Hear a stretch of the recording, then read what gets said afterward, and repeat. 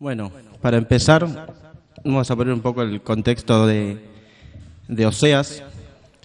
Oseas era contemporáneo a Isaías, que es lo que estuvimos viendo la clase anterior, que cerramos el libro de Isaías. Y Oseas se escribe durante el reinado de Usías hasta el reinado de Ezequías. Ese es el contexto en el que escribía Oseas. Y escribía en lo que es para el reinado del sur, ¿no? Isaías escribía para el reinado del norte y Oseas para el del sur. Más o menos para tener una idea en el que el pueblo de Israel tenía mucha idolatría, adoraba a otros dioses y no adoraba a Dios. Y este estudio lo vamos a dividir en dos partes. Una que son los primeros tres capítulos, en el que hace la analogía, ¿no? de la rebeldía al pueblo de Dios a través de la relación matrimonial entre Oseas y Gomer, que era una prostituta. Y después tenemos el resto del capítulo 4 al final, donde vemos tres etapas, ¿no? del pueblo de Israel, en la que está el pecado del pueblo de Israel, el llamado al arrepentimiento por parte de Dios y la redención, o sea, la promesa de redención para el pueblo de Israel. Ahora, ¿quién se acuerda algo? Primeramente, quién leyó el libro de Oseas alguna vez? De vuelta, levante las manos. Muy bien. ¿Y qué se acuerdan del libro de Oseas? Algo que les haya llamado la atención cuando lo leyeron. Recuerden y digan, esto me quedó de cuando lo leí y me quedó dando vueltas en la cabeza. Algo, lo que se acuerden.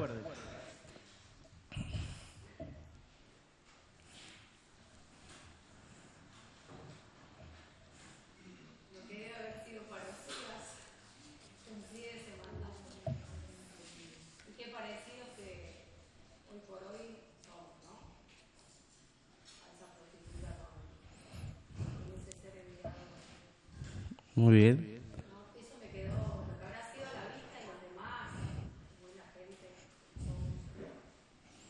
Bien, Gaby. Un punto para vos, Gaby. ¿Alguien más que recuerde algo, que quiera comentar, compartir? De los que hayan leído el libro, ¿no? Allá al fondo, Joel, vos levantaste la mano. Mati también. Luga creo que también levantó la mano, igual que Yasmín. ¿Qué se acuerdan del libro de Oseas? ¿O qué recuerdan, algo que les llamó la atención de ese libro? ¿Mm? Ok. ¿Sí, Víctor?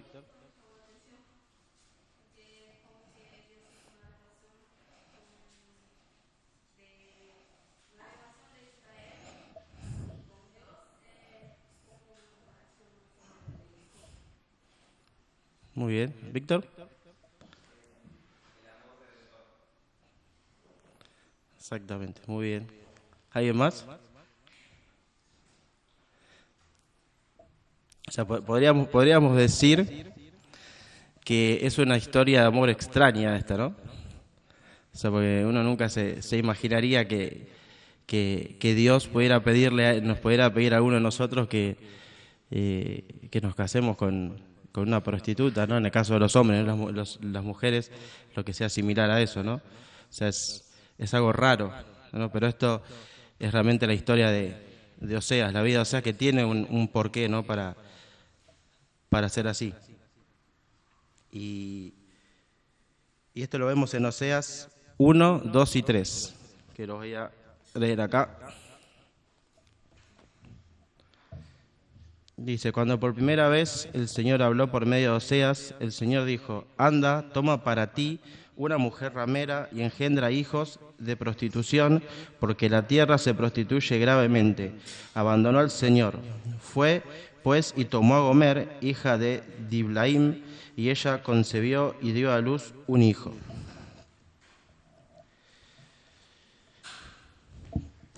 Ahí vemos algo que dice... me gustó y que explica el porqué de esta historia, lo que refleja esta historia, que dice: porque la tierra se prostituye gravemente, abandonó al Señor. Eso es lo que nos trata de explicar a través de esta historia, a través de la vida de Oseas, que es, como decía Gaby, ¿no? En un momento, cómo nosotros somos, vendríamos a identificarnos con ese pueblo, ¿no? Con ese abandono de Dios, ¿no? Que es constantemente lo vivimos haciendo, a veces consciente, a veces inconscientemente. Tenemos a veces esa dureza, esa falta de entendimiento de las cosas de Dios que nos llevan a alejarnos. Que eso es lo que refleja después la rebelión del pueblo, eso refleja la rebelión del pueblo de Israel, que lo vemos en el capítulo 3, del 1 al 3. Mati, ¿te puedo pedir si lo puedes leer? Sí. Entonces el Señor le dijo: ve otra vez, ama a una mujer amada por otro y adúltera, así como el Señor ama a los israelitas, a pesar de que ellos se vuelven a otros dioses y se deleitan con tortas de pasas. La compré, pues, para mí con 15 siclos de plata y 1,5 de cebada. Y le dije: te quedarás conmigo por muchos días, no te prostituirás y serás nuestro hombre, y yo también seré para ti. ¿No? ¿Qué cosa eso, no? Ese comprar que hizo Oseas para Gomer, ¿con qué lo pueden vincular? ¿A qué les hace acordar eso?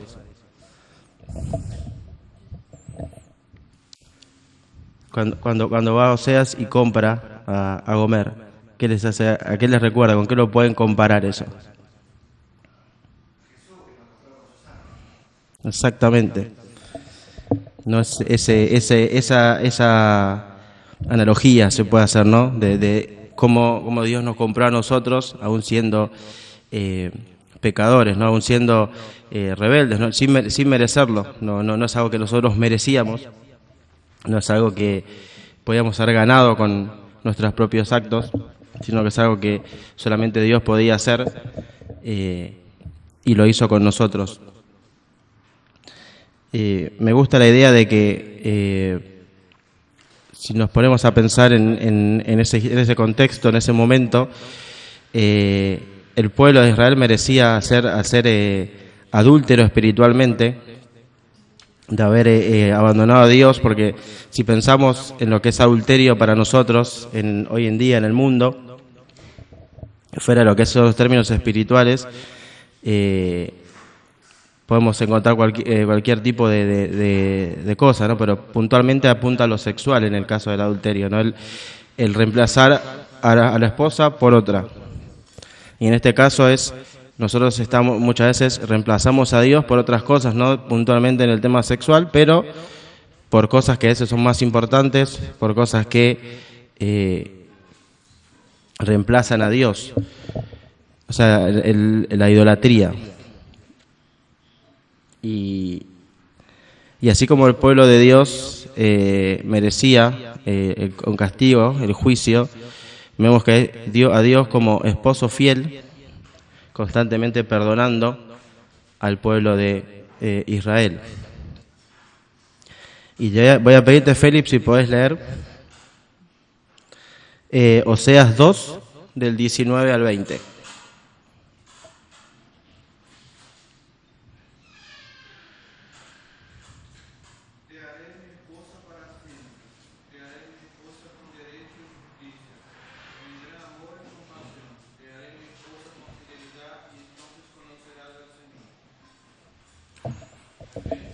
Al 20, sí. ¿Puedes leer la vuelta, Felipe, por favor? Te haré mi esposa para siempre, te haré mi esposa con derecho y justicia, en gran amor y compasión.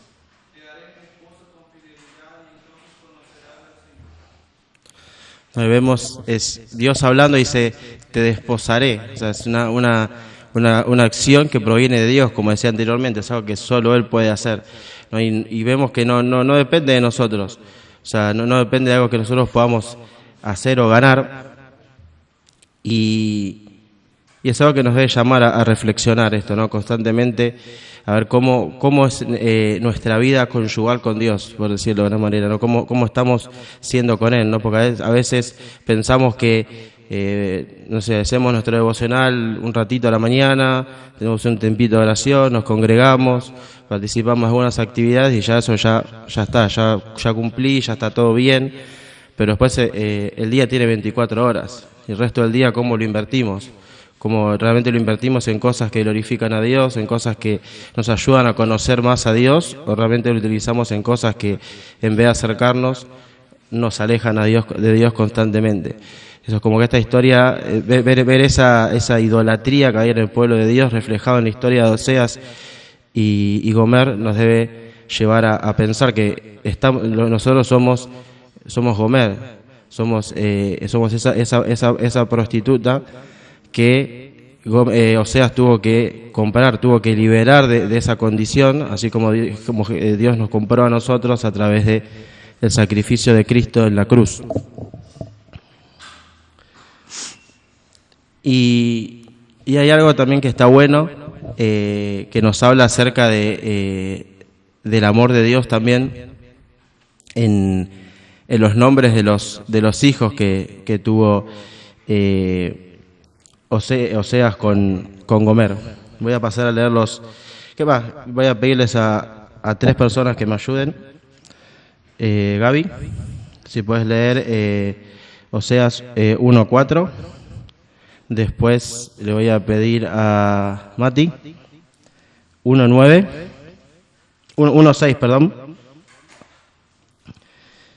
Y Lucas 1:9.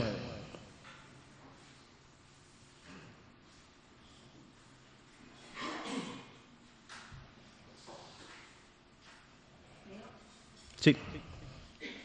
Y el Señor dijo a Oseas: ponle por nombre Jezreel, porque dentro de poco castigaré a la casa de Jehú por la sangre derramada en Jezreel y pondré fin al reino de la casa de Israel.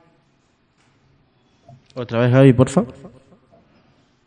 Y el Señor dijo a Oseas: ponle por nombre Jezreel, porque dentro de poco castigaré a la casa de Jehú por la sangre derramada en Jezreel y pondré fin al reino de la casa de Israel.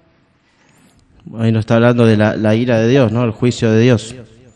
Mati. Ella concibió otra vez y dio a luz una hija, y el Señor le dijo: ponle por nombre Lo-Ruhamá, porque ya no me compadeceré de la casa de Israel, pues no lo perdonaré jamás. Acá dice el nombre, el significado de ese nombre es no amada, ¿no?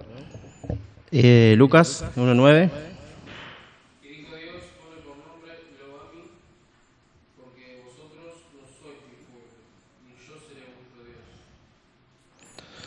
Bueno, nos ponemos a pensar, ¿no?, acerca del amor de Dios y vemos estos nombres que nos hacen pensar que más del amor de Dios va a haber un juicio, ¿no? Y voy a pasar a leer Oseas 2:23, donde vemos, ¿no?, en la promesa de Dios, o en el amor de Dios, cómo esos nombres de estos hijos pasan a tener el significado contrario, que es Oseas 2:23, que dice así: le sembraré para mí en la tierra y tendré compasión de la que no recibió compasión, y diré al que no era mi pueblo: tú eres mi pueblo, y él dirá: tú eres mi Dios. Vemos, ¿no?, al que, como dice acá al principio, dice: le sembraré parte en la tierra, le tendré compasión del que no ha recibido compasión, que es lo que leía Mati, que significa no amada, o sea, el tener compasión, el tener amor. Y el que leía Lucas, ¿no?, al que no era mi pueblo, le diré: tú eres mi pueblo, ¿no? O sea, ¿cómo cambia eso con seguimos en lo mismo, ¿no?, el obrar de Dios? O sea, no depende de ningún ser humano.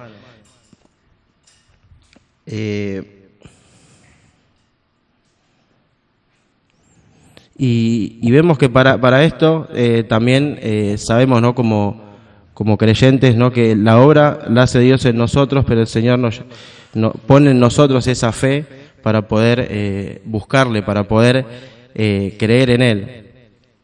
No, y esa es una también de la condición, ¿no? Que deben buscar a Dios también. Y eso lo vemos reflejados en Oseas 3:5. Gastón, te puedo pedir si lo lees.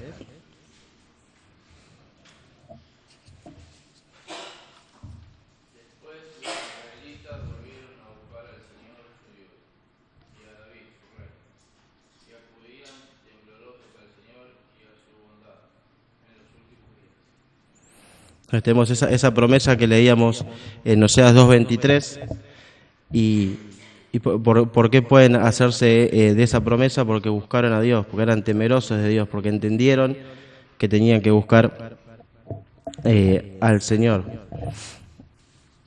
Y ahora pasamos a la segunda parte del estudio, que nos habla de los tres aspectos, ¿no? que mencionaba. O sea, que era el pecado del hombre, el pecado, el arrepentimiento y la redención. Vemos, hablando del pecado, ¿cuál era el pecado que el pueblo tenía en ese momento?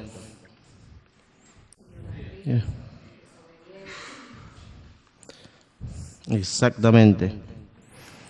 Ahora voy a pedirle ahora a Esteban si podés leer Oseas 4, 1 y 2.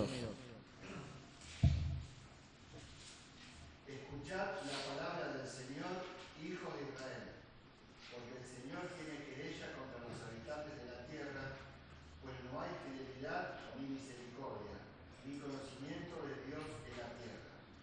Solo hay perjurio, mentira, asesinato, robo y adulterio.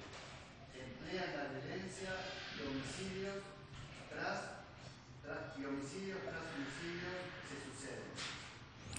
Nos vemos acá que Oseas no usa palabras tranquilitas, palabras más con significado no tan fuerte, sino que automáticamente los describe tal cual, ¿no? Bien fuertes es lo que vemos ahí, ¿no? Y vemos que esa era la situación del pueblo de Dios. Eso es lo que Oseas describía, lo que Oseas quería hacer ver, mostrar cuál era esa condición en la que el pueblo estaba. Pero piensan que el pueblo de Dios se arrepintió frente a eso, frente a ese confrontamiento, esas advertencias de Oseas. ¿No? Muy bien, Gastón. Ahora por eso vas a leer Oseas 6, del 1 al 2. Vengan, volvámonos al Señor, pues Él nos ha desgarrado pero no sanará. No herido por nosotros vendrá. Nos dará vida después de los días. Al tercer día nos levantará y viviremos delante de Él. Otra vez, Gastón, por favor. Vengan, volvamos al Señor, pues Él nos ha desgarrado, pero no sanará. Nos ha herido, pero no venderá. Nos ha herido, pero no nos venderá. Nos dará vida después de los días. Al tercer día nos levantará y viviremos delante de Él. No, como dice, al tercer día nos resucitará, ¿no? Es algo que claramente está hablando de Cristo, ¿no? Y es algo que es crucial, ¿no? Vemos, anteriormente hablábamos del pecado, la condición de idolatría, del pecado que tenía el pueblo, y la única forma que ellos tenían de poder, digamos, evitar la ira de Dios o evitar las consecuencias de ese pecado era a través del arrepentimiento, de conocer a Dios. Y hoy en día, ¿cómo puede una persona saber llegar al arrepentimiento, llegar a conocer de Dios? ¿De qué formas puede hacer eso una persona? Exactamente, puede ser a través de la reflexión, oración, confesión y meditación de la palabra de Dios. Eso es algo que, por eso es importante a veces el congregarse, porque a veces estamos pasando por situaciones en las que otro hermano nos puede ayudar, nos puede guiar, personas en las que podemos a veces confesar algún pecado, alguna situación, y nos puede llevar a entender, a comprender la gravedad de nuestra situación, y nos puede llevar a la presencia de Dios también. Eso es algo que obviamente el pueblo de Israel ignoró, no buscó a Dios, no se arrepintió, no reflexionó en lo que estaba haciendo, ni en lo que Oseas decía, sino que siguió su camino. Pero ahora, esto fue el fin del pueblo de Israel. Ya no tuvo solución, no tuvo salvación el pueblo de Dios.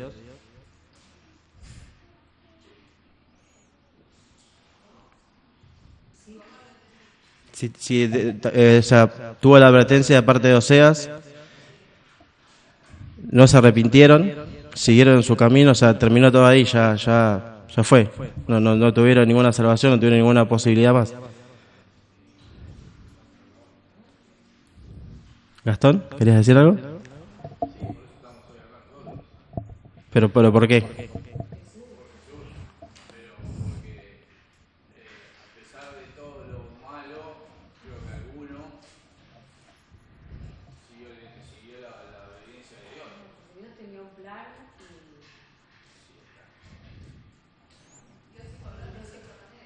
Uh-huh.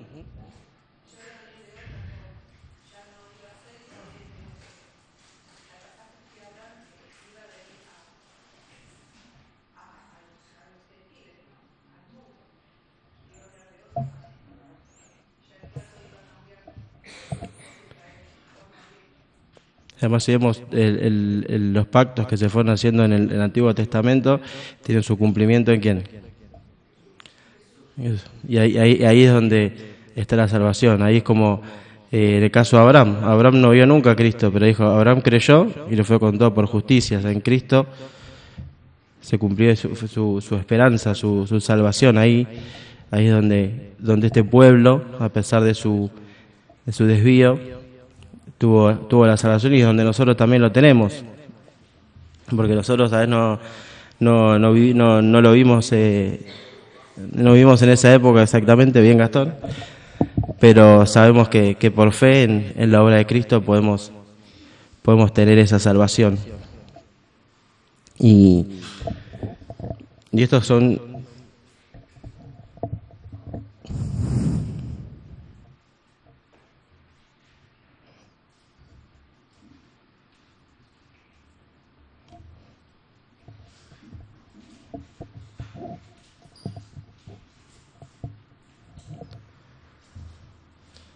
Y es algo que es para mí es muy lindo, ¿no? el ver esto, porque es algo que vivimos todos los días.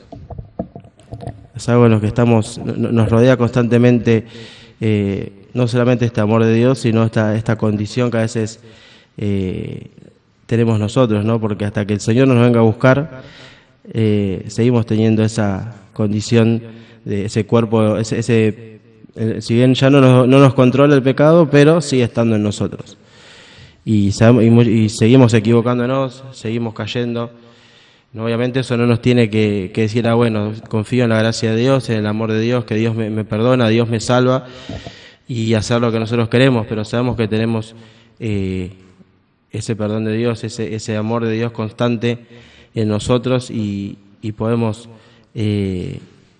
vivir, digamos, con la paz de Dios.